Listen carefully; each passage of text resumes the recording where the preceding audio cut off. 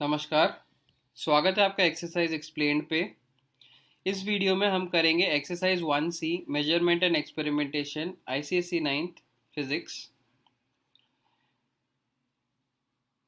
चौथे, पांचवें और छठे सवाल को मैं इस वीडियो में बनाने वाला हूँ।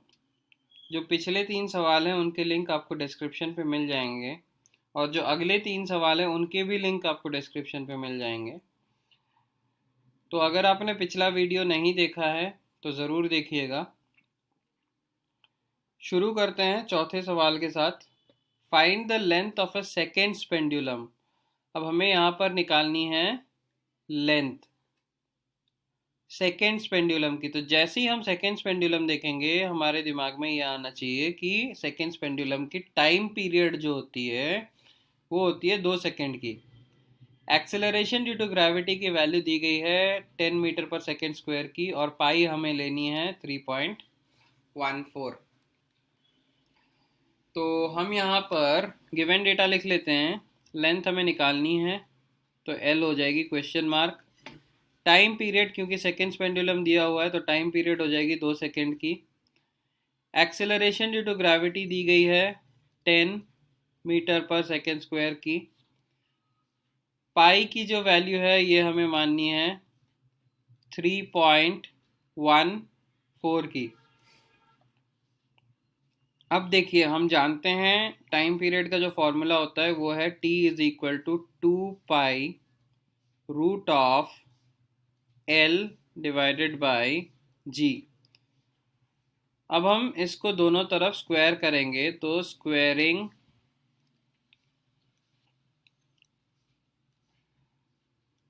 टी स्क्वायर जो है ये हो जाएगी 2 की जो स्क्वायर है ये हो जाती है 4।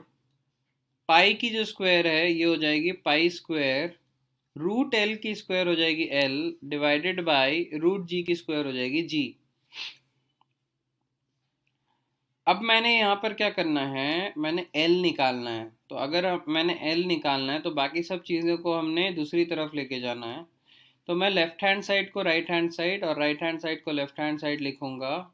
हमें मिलेगी L is equal to T square into G divided by 4 into pi square. तो अभी इसी फॉर्मूला पे L is equal to T square into G divided by 4 pi square में हम वैल्यूज़ बिठाएंगे।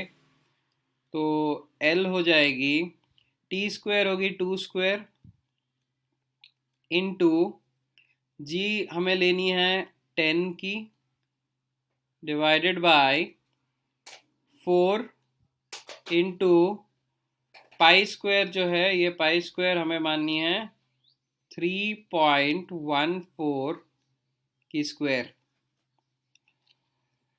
तो यहाँ पर 2 स्क्वायर जो है ये हो जाएगी 4 इंटू 10 को हम 10 ही लिखेंगे डिवाइडेड बाय 4 इंटू 3.14 की जो स्क्वायर होती है ये होती है 9.85। तो यहाँ पर 3.14 की स्क्वायर 9.85 हो जाती है। 4 और 4 हम कैंसिल कर सकते हैं और 10 डिवाइडेड बाय 9.85 हमें लगभग मिलती है 1.01 मीटर्स।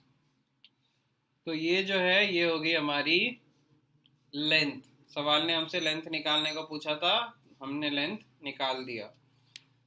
चलते हैं अगले सवाल की ओर। अगर वीडियो पसंद आ रहा होगा तो वीडियो को लाइक ज़रूर कीजिएगा और दोस्तों के साथ शेयर भी कर दीजिएगा।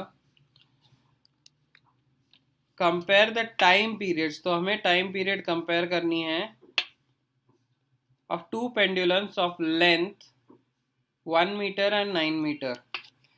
तो हम यहाँ पर देखिए जब भी आपको कोई भी सवाल मिलता है जिसमें लिखा जाता है कंपेयर, इसका मतलब हमें इनका रेशियो निकालना है।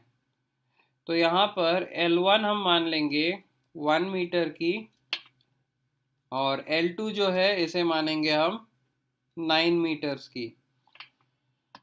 अब जो है हमें क्या करना है, हमें टाइम पीरियड कंपेयर करना है। तो हम लिखेंगे t1 स्क्वायर जो कि है पहला time period is equal to 4 pi square L divided by G।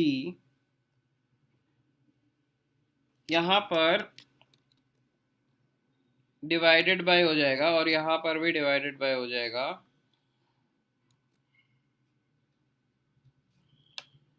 अब T2 की स्क्वायर हमने यहाँ पर लिखनी है, t2 square is equal to 4 pi square L divided by G।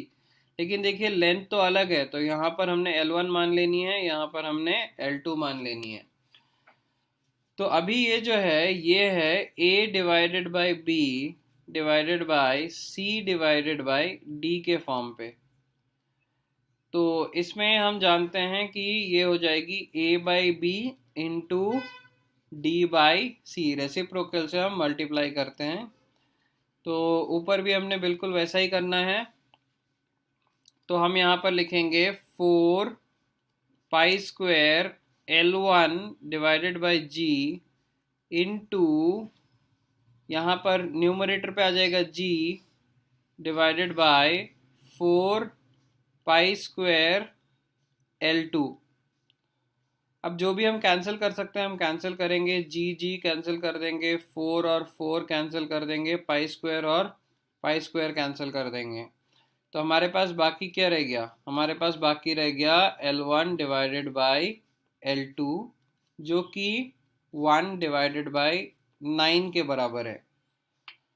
अब जो है हमें करनी है, हम इसी स्टेप को दोबारा लिखेंगे जो कि है t1 square divided by t2 square is equal to 1 divided by 9। अब देखिए अगर t1 square by t2 square 1 divided by 9 होता है तो t1 डिवाइडेड बाई t2 जो है ये हो जाएगी हमारी रूट ऑफ 1 डिवाइडेड बाई 9। तो हम यहाँ पर लिख सकते हैं t1 divided by t2 is equal to 1 divided by 9 की रूट होती है 3। तो फाइनली हम आंसर लिख सकते हैं t1 is to t2 is equal to 1 is to 3। तो ये होगी हमारी रेशियो या फिर कंपेयरिंग द टाइम पीरियड्स। उम्मीद करता हूँ आपको ये सवाल समझ आ गया होगा, काफ़ी आसान सवाल था। चलते हैं अगले सवाल की ओर जो कि है सवाल नंबर 6। ये इस वीडियो का आखिरी सवाल होने वाला है। 7वें सवाल से मैं अगले वीडियो पे सॉल्व करूँगा जिसका लिंक आपको डिस्क्रिप्शन पे मिल जाएगा। A pendulum completes 2 oscillations in 5 seconds. तो 5 सेकेंड में ये सिर्फ 2 ही ऑसिलेशन करती है पेंडुलम। हमें निकालनी है इसकी टाइम पीरियड और फिर हमें निकालनी है इसकी length. Acceleration due to gravity की जो वैल्यू है ये दी गई है 9.8 मीटर पर सेकेंड स्क्वायर की। अब जो है हमने यहाँ पर करनी है, अब देखिए यहाँ पर मैं लिख दूंगा फॉर 2 ऑसिलेशंस कितना टाइम लग रहा है, यहाँ पर 5 सेकेंड लग रहा है। तो फॉर 1 ऑसिलेशन हमें लगेगी 5 डिवाइडेड बाय 2 जो कि है 2.5 सेकेंड्स की। तो ये होगी हमारी टाइम पीरियड, क्योंकि टाइम पीरियड का जो डेफिनेशन होता है वो कहता है कि time taken for 1 complete oscillation, मतलब एक ऑसिलेशन में कितना टाइम लग रहा है, यही है टाइम पीरियड।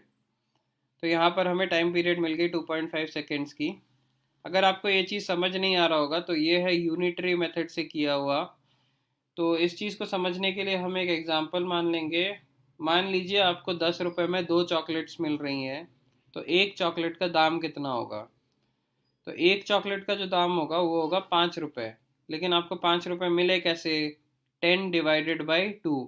तो यहाँ पर भी बिल्कुल वही हाल है, 2 ऑसिलेशन के 5 सेकेंड है, तो एक ऑसिलेशन का हो जाएगा 5 डिवाइडेड बाई 2 जो कि है 2.5 सेकेंड्स।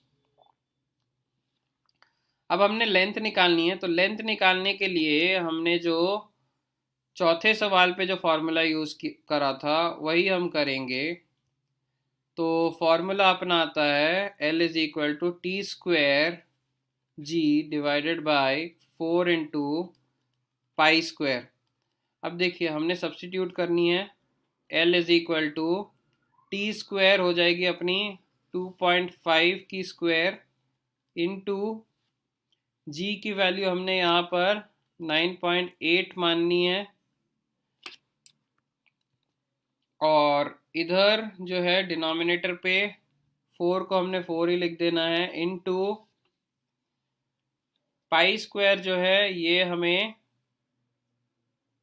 3.14 की स्क्वायर करनी है। तो यहाँ पर L की वैल्यू हमें मिलेगी 2.5 की स्क्वायर होती है 6.25 इंटू 9.8 डिवाइडेड बाय 4 इंटू यहाँ पर जो है हमें मिलती है 9.85। तो अभी हम 6.25 इंटू 9.8 करेंगे तो वो हमें मिलेगा 61.25। तो यहाँ पर हम लिख लेंगे L=61.25 डिवाइडेड बाय 4 इंटू 9.85 हमें मिलेगा 39.4। तो हम जैसे ही इसको सॉल्व करते हैं 61.25 डिवाइडेड बाय 39.4 हमें मिल जाता है लेंथ जो है 1.55 मीटर की। तो लेंथ हमारी होगी 1.55 मीटर। तो उम्मीद करता हूँ आपको ये वीडियो पसंद आया होगा। अपने दोस्तों के साथ शेयर ज़रूर कीजिएगा। क्वेश्चन नंबर 7 से अगले वीडियो पे करा जाएगा, जिसका लिंक आपको डिस्क्रिप्शन पे मिल जाएगा। तो मिलते हैं अगले वीडियो के लिए, तब तक के लिए धन्यवाद।